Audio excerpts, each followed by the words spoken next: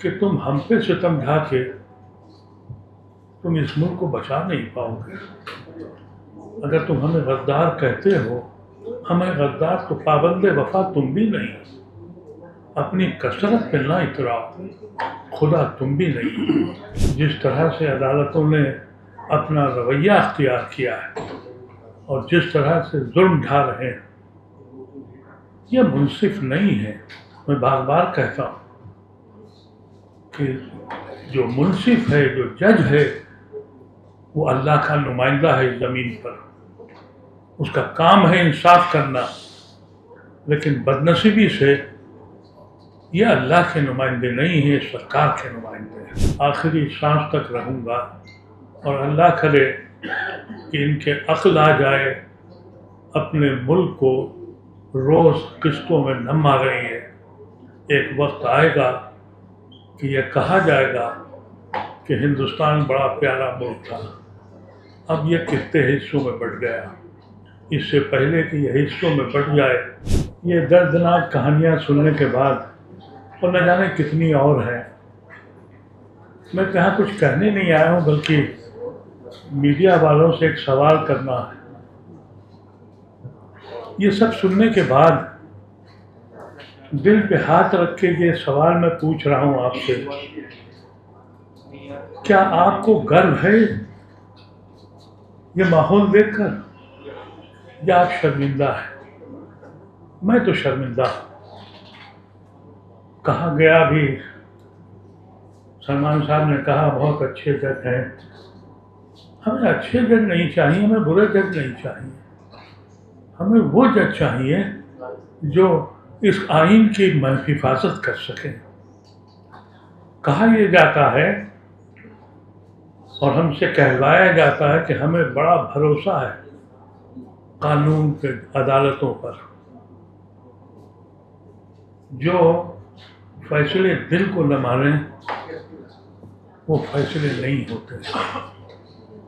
جس طرح سے عدالتوں نے اپنا رویہ اختیار کیا ہے اور جس طرح سے ظلم ڈھا رہے ہیں، یہ منصف نہیں ہے۔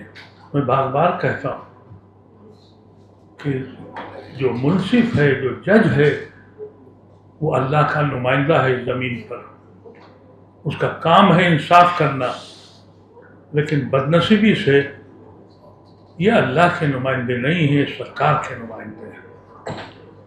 تو میں صرف اتنی سی بات کہہ کے جا رہا ہوں کہ میں تو شرمندہ ہوں اپنے اس ماحول سے، اور جو لوگ یہ کر رہے ہیں وہ اس بات کو باور کر لیں کہ تم ہم پہ ستم ڈھا کے تم اس ملک کو بچا نہیں پاؤ گے۔ اگر تم ہمیں غدار کہتے ہو، ہمیں غدار تو پابند وفا تم بھی نہیں، اپنی کثرت پہ نہ اتراؤ، خدا تم بھی نہیں۔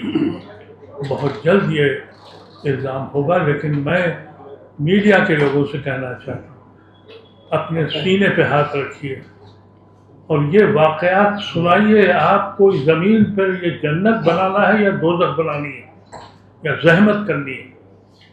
ان چند الفاظ کے ساتھ میں میڈیا والوں سے شکریہ کرتا ہوں اور آرگنائزرز کا شکریہ ادا کرتا ہوں، اور وہ سارے حضرات جو تشریف لائے ہیں اور لڑائی لڑ رہے ہیں، ہر طرح سے آپ کے ساتھ ہوں، آخری سانس تک رہوں گا، اور اللہ کرے کہ ان کے عقل آ جائے، اپنے ملک کو روز قسطوں میں نہ ماریں گے۔